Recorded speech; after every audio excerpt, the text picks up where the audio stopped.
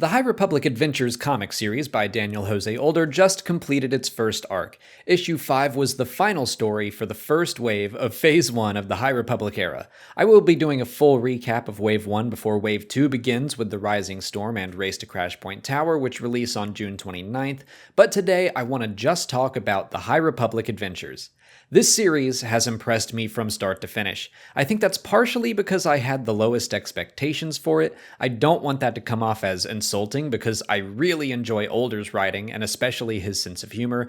I appreciated that about his novel, Last Shot, so much. But looking back at the Star Wars Adventures line by IDW Comics, it's clearly not written for someone my age in mind. Those issues are generally broken into two halves, and each half tells an individual Star Wars story for kids. My reviews for them are very consistently something like, they're fine. They're meant to serve as an extra step for younger Star Wars fans who have maybe seen a movie or one of the animated series and they want more. But as someone in my 30s, I'm looking for something different. I'm glad Adventures exists, not everything should be for me, but I would definitely not buy every issue if it weren't for this channel. That said, something that instantly makes the Adventures comics more enjoyable is when they actually do arcs. I've really loved all of Cavan Scott's stories in the Vader's Castle sub-series every October. Michael Morisi's Clone Wars Battle Tales also had a full and fun story to tell. Being able to invest in an ongoing story every week or month is way more engaging than getting two random disconnected tales.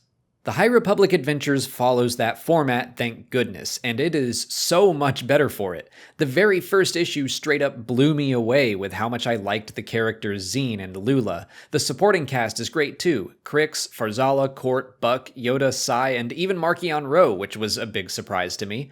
As the comic for a younger audience, I figured the stakes would be significantly lowered. I thought we'd see Yoda taking these Padawans on wacky new hijinks every week, disconnected from the rest of what the High Republic was doing, but like just about every other assumption I've made about this era, I was dead wrong. Marchion Ro kicks the door in the very first issue, and he has stuck around. This comic has been dealing with one of the biggest mysteries raised by Light of the Jedi, and without spoiling anything, I can tell you that the story being told connects with the Rising Storm as well. And it gets to be the first story to actually show us Marchion Ro's face. I have simply loved how much the High Republic Adventures gets to do as it ties in with the more adult stories. All that said, Adventures is still targeted at a younger audience, but I very rarely felt that, if that makes sense. It's comparable to watching The Clone Wars or Star Wars Rebels or The Bad Batch. Yeah, there are absolutely some silly moments that are clearly for kids to enjoy, but I also enjoy them. Stuff like the character Buckets of Blood, which is 100% goofy and hard to explain outside the context of the story, but when you're reading it, he fits right in. He's fun. Older is also really great at balancing the excitement and adventure of Star Wars with the lessons it can and should impart. It's reminiscent of the way the Clone Wars writes every lesson it wants to pass on at the start of every episode. The comic doesn't go that far, but it's very clear Older wants to tell kids it's okay to be themselves.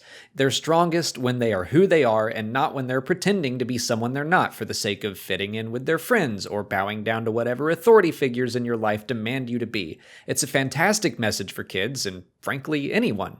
Older also shows examples of what good friends look like versus manipulative friends, with Crix representing a kid who's lost his way and is being used by people who don't truly care for him.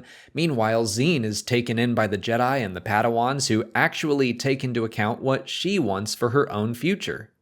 A criticism I think I could level at most of the younger-aged Star Wars stories is that they're predictable, and the High Republic Adventures even manages to avoid that. One of the major conflicts of the first 5 issues is between childhood friends Crix and Zine. I thought I had the final issue figured out, until I read it, and it did not go the way I was expecting. So I wanted to write this review to say that the first issue I covered months ago was not a fluke. The series has remained consistent in its quality. Maybe there are people out there that have started getting into the High Republic era, but thought they'd skip the Adventures comic, which I would understand. I might have if I didn't have this channel, based on most of the rest of the Adventures line, but it has beaten every expectation I had for it, and I know that readers of the comic are going to feel rewarded when they get to the Wave 2 story stories.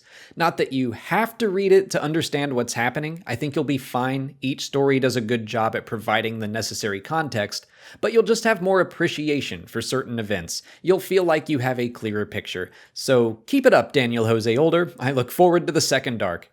Until then, please like this video, subscribe to the channel to keep up with all our High Republic coverage, including a full recap of Wave 1 coming next week. Follow us on Twitch, Twitter, Instagram, and Facebook, and consider checking out our Patreon page. As always, thanks for watching, and may the Force be with you.